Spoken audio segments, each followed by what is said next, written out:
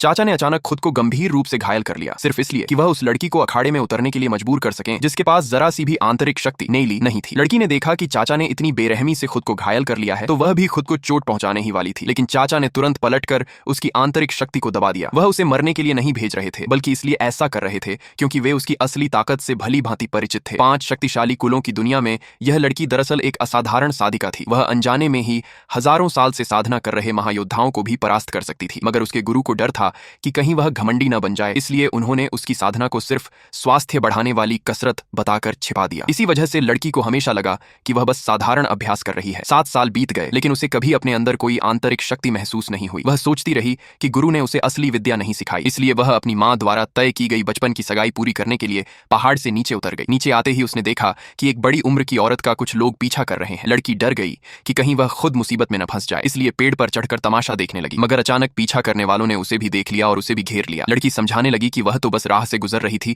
और कुछ नहीं जानती, पर किसी ने उसकी बात नहीं सुनी। उसी वक्त वह औरत लड़की को बचाने के लिए आगे आ गई। वह जानती थी कि दुश्मन ताकतवर है, फिर भी उसने जान की बाजी लगा दी, लेकिन जल्द ही उसे कुछ अजीब लगा। तीनों हमलावरों का दबाव वह खुद मुश्किल से सह पा रही थी, जबकि यह छोटी लड़की बिल्कुल सब्जी मंडी घूमने जैसी सहज थी। अचानक लड़की ने पेड़ की टहनी घुमाई और तीनों मार्शल आर्ट विशेषज्ञों को खून उगलने पर मजबूर कर दिया। तब जाकर उस औरत को उसकी असली ताकत का एहसास हुआ, मगर लड़की को लगा कि वे लोग तो बस मजाक कर रहे थे। डर के मारे तीनों हमलावर जान बचाकर भागे, लेकिन कुछ ही दूर जाकर उनमें से एक, जिसे लड़की ने मारा था, वहीं दम तोड़ बैठा। इससे साफ था कि साधना करने वालों और साधारण योद्धाओं के बीच कितना बड़ा अंतर होता है। लड़की अपने मंगेतर के घर पहुंची और निशानी दिखाकर अपनी पहचान बताई, मगर जब सामने वालों ने देखा कि उसके शरीर में जरा सी भी आंतरिक शक्ति नहीं दिखती, तो उन्होंने तुरंत बचपन की सगाई तोड़ने का फैसला कर लिया। मार्शल आर्ट वाले परिवार किसी निकम्मी लड़की को बहू नहीं बनाते। उन्होंने उसे कुछ पैसे देकर विदा करना चाहा। उसी समय वह औरत वहां आ पहुंची जिससे लड़की की मुलाकात हुई थी। जब उसे पता चला कि लड़की का मंगेतर उसका ही बेटा है तो वह बेहद खुश हुई और तुरंत दोनों की शादी का ऐलान कर दिया। लेकिन शादी के दिन ही दुश्मन परिवार आ धमका। उनका लक्ष्य था चांगमिंग शनचंग नाम का दिव्य भाला, जिसके अंदर कहा जाता था कि सर्वोच्च मार्शल आर्ट का गुप्त ग्रंथ छिपा है। उन्होंने प्रस्ताव रखा कि मुकाबले के जरिए उस दिव्य अस्त्र का मालिक तय किया जाए। बुजुर्ग औरत पहले थोड़ी हिचकिचाई, मगर लड़की को देखकर उसे पूरा भरोसा हो गया। उसने चुनौती स्वीकार कर ली। मुकाबले में उसके दोनों बेटे हार गए। तब उसने आखिरी उम्मीद के रूप में लड़की को आगे कर दिया। लड़की घबरा गई। माँ, मैंने तो सिर्फ कुछ साल स्वास्थ्य वाला अभ्यास सीखा है, लेकिन औरत को उस पर पूरा विश्वास था। लड़की मजबूरी में अखाड़े में उतरी। सामने वाले ने उसे कमजोर समझकर कहा, छोटी बहन तुम पहले वार कर लो, मैं हिलूंगा भी नहीं। लड़की ने कहा, ठीक है, पर बाद में मुकरना मत। वह आदमी सीधा खड़ा रहा, ये सोचकर कि उसमें कोई ताकत नहीं है। अगर आप चाहें तो मैं इसका अगला भाग भी हिंदी में अनुवाद कर सकता।